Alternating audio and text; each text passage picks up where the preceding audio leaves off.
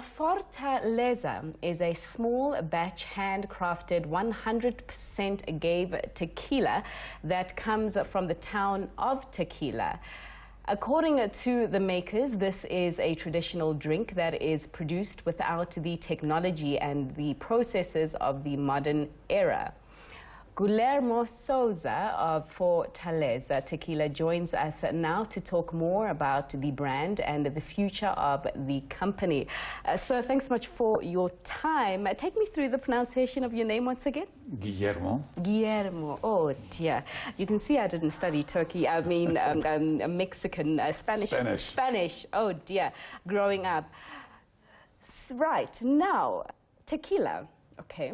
Very interesting. But before we get into your brand, tell us a little bit about your family history. Well, my great-grandfather, Zenobio Sousa, got to the town of Tequila in the 1850s. And there we'd already had passed one revolution in Mexico. And now in Mexico we could produce spirits. Before the first revolution you couldn't produce spirits. And he got there in the 1850s and he learned how to run a hacienda, and many haciendas had this small crushing stone, and they would make tequila on a very small scale. And he learned how to do that, and he put his business in 1873. Unfortunately, my grandfather sold that, but we kept the smallest distillery, and we were able to put it back to work after it had been shut down almost 40 years.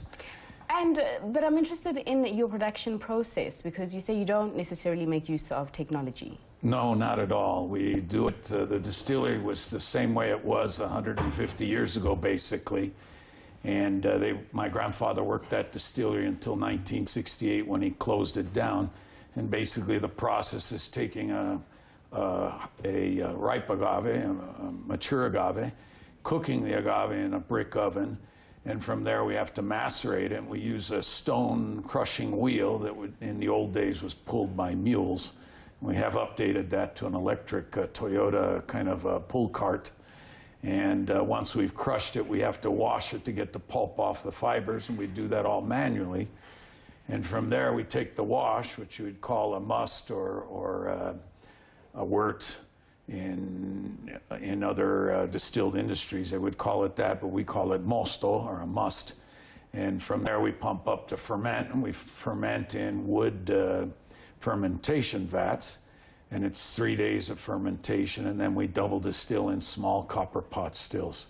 And there we end up with the Blanco tequila. Right, for white. Blanco means white. White. I mean, yeah. So you lost me in that production process, because that sounds quite lengthy, and I'm interested in why you're not making use of the efficiencies and the ease that technology can bring to your business, and how it is that you're able to meet your demand, given that the production process is so intensive. That's very good questions. Of course, to answer the second question, we're up in the higher price range, but that's because we're handmade. And in the higher price range, there's a lot less sales. If we were down in US dollars, the $20 range, well, there's a lot of sales there, but we're up in the $49 area and a 600 Rand area. Sure. And so there's a lot less sales up there, and people go, well, why is it so expensive? Well, if they see it, and first of all, for instance, on the first step, the cooking step, we use the brick oven, and it's 30 hours of cooking with steam. They have faster ways of cooking today using an autoclave or a diffuser. But like I like to make an analogy of the baked potato. A baked potato in a microwave tastes completely different than a baked potato baked in an oven. So that's just one step in the process, and the maceration process is completely different. We will mill 3 tons. That's our capacity a day. Working on one shift, I can't do 2 shifts. So working on one shift, I'll mill 3 tons. Sure, we could replace that with roller mills that could do 15 tons an hour. Sure.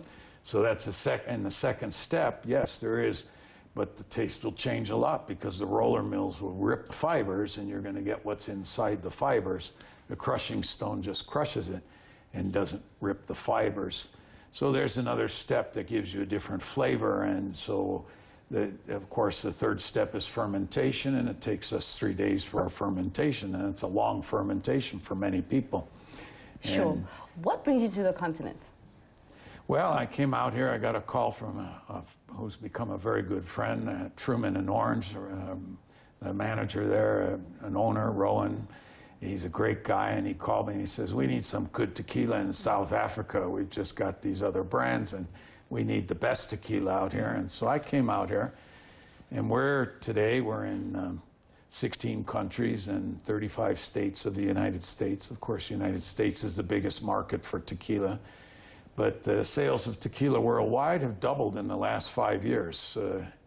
So it's not quite reaching whiskey. It's got a long way to go, but it's increasing very quickly. I mean, because gin right now is the in thing here in Absolutely. South Africa. I'm interested, sorry, as a business person in Mexico who does quite a lot of business in the US. How is business, given what we read from the continent are kind of tricky relations there between the two countries? Not at all, actually. The current president, as you know, is Trump. He cut our taxes for small distilleries. And they did it for small distilleries in the United States, but they included small distilleries, any distillery making less than 400,000 gallons a year of proof content, which were like 10% of that. The taxes going into the U.S. have been halved. So that's a big boon. That kind of money that we are able to save goes back into making more jobs in Mexico. At any point, do you see yourself, or perhaps the person who will take, or younger person, I'm assuming, who will take over from you, do you see yourselves leveraging the opportunities that technology can bring, particularly in terms of efficiencies to your bottom line? It's always tempting. It's always tempting, I say, to take and grow to a giant size if you've got the ability to do that. But that's not what we're about. I'm on the land that belonged to my grandfather and my great-grandfather and my great-great-grandfather, and in the middle of the town. It's a small town, about 40,000 people, and the town was founded in 1520, so it's a very old town. We still have the house of my tatarabuelo, great-great-grandfather, and my great-grandfather was born there. It's been turned into a museum. Sure. And really, I have no right to sell it. My job is to make sure there's somebody to carry on. I have a son who's 27. Right.